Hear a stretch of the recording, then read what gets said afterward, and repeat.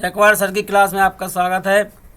आज के इस वीडियो में हम जानने वाले हैं पास्ट कंटिन्यूअस टेंस, अपूर्ण भूतकाल, इंटरोगेटिव नेगेटिव सेंटेंस, प्रश्नवाचक नकारात्मक वाक्य। सबसे पहले हम पास्ट कंटिन्यूअस टेंस, अपूर्ण भूतकाल, आइडेंटिफिकेशन यानी पहचान को देखते हैं।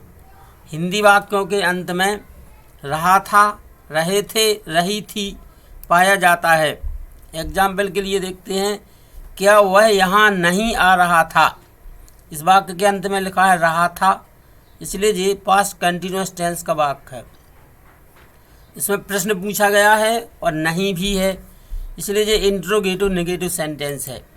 एक और एग्जाम्पल है, क्या वे पत्र नहीं लिख रहे थे।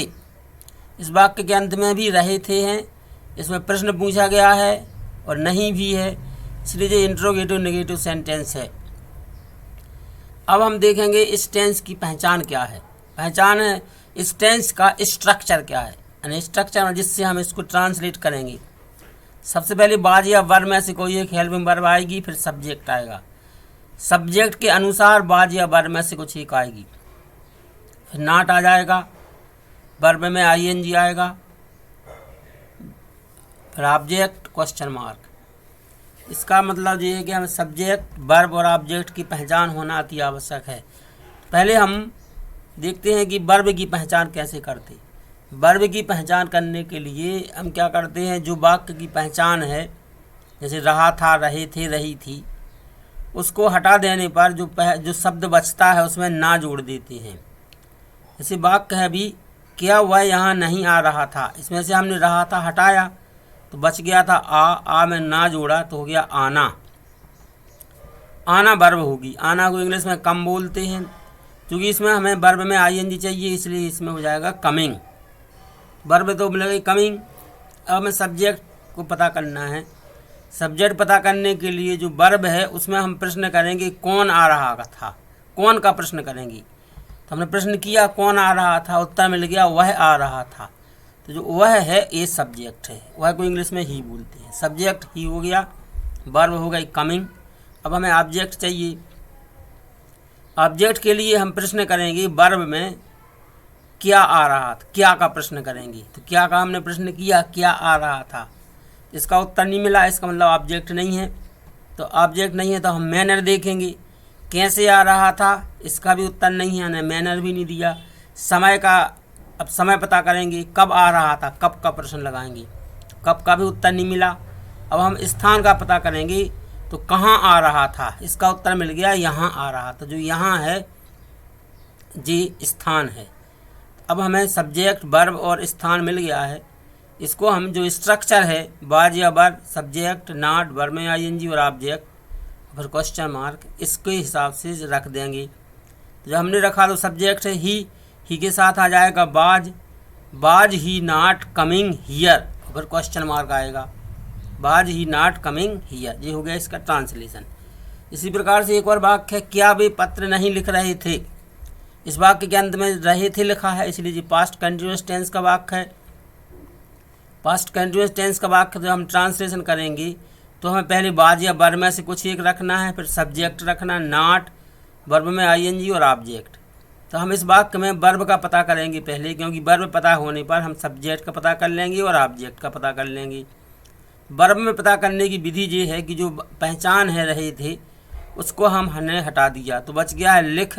इसमें ना जोड़ा तो लिखना, लिखना वर्ब होगी। लिखना माने राइट, और आईएनजी चाहिए तो राइटिंग, वर्ब राइटिंग है।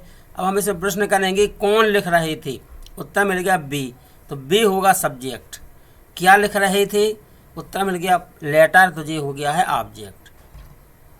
सब्जेक्ट है बी माने दे, वर्ब है राइट यानी राइटिंग, और ऑब्जेक्ट है ए लेटर। अब इसको हम स्ट्रक्चर के अनुसार जमा देंगे, तो हमने जमाया where they not writing a letter, जिसका ट्रांसलेशन हो गया। अब यहाँ पर लिखे हुए हैं आई के साथ बाज आता है, यू, बी, दे और प्लूरल सब्जेक्ट के साथ वर आता है, ही, सी, इट, एनी नेम सिंगुलर के साथ में भी बाज आता है। तो बाज कहाँ आता, वर कहाँ आता, ये हमें मालूम चल गया। स्ट्रक्चर भी पता है, पहचान के द्वारा हम वर्ब, सब्जेक्ट और ऑब्जेक्ट भी पता करके ट्रांसलेट कर लेते हैं। अब हम कुछ सेंटेंसेस को देखते हैं ट्रांसलेट करके। क्या वह पानी नहीं पी रहा था? Was he not drinking water? क्या वे शतरंज नहीं खेल रहे थे? Were they not playing chess? क्या राम गीत नहीं गा रहा था? Was Ram not singing a song? क्या तुम आम नहीं खा रहे थे? Were you not eating a mango? क्या मैं अंग्रेजी नहीं सीख रहा था?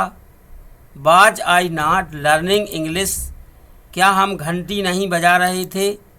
वर B not ringing the bell? क्या आप खेत नहीं जोत रहे थे? Were you not ploughing the field? क्या वे यहाँ नहीं आ रहे थे? Were they not coming here? क्या मोहन नहीं रो रहा था? Was Mohan not crying? क्या मोहन और सोहन नहीं रो रहे थे? Were Mohan and Sohan not crying? क्या लड़का नहीं लिख रहा था? Was a boy not writing? क्या लड़के नहीं लिख रहे थे? Were the boys not writing? क्या वह आम नहीं खा रहा था? Was he not eating a mango? क्या वह पाठ नहीं पढ़ रही थी? Was she not reading a lesson? क्या कुत्ता दौड़ नहीं रहा था? Was a dog not running? क्या कुत्ते तेज नहीं दौड़ रहे थे? Were the dogs not running fast? क्या रेखा नहीं आ रही थी? Was Rekha not coming? क्या हेमा और रेखा नाच नहीं रही थीं? Were Hema and Rekha not dancing? क्या लड़के नारे नहीं लगा रहे थे? Were the boys not shouting slogans? क्या आप कुर्सियाँ नहीं ला रहे थे? Were you not bringing chairs? आप सभी ने वीडियो देखा। वीडियो देखने के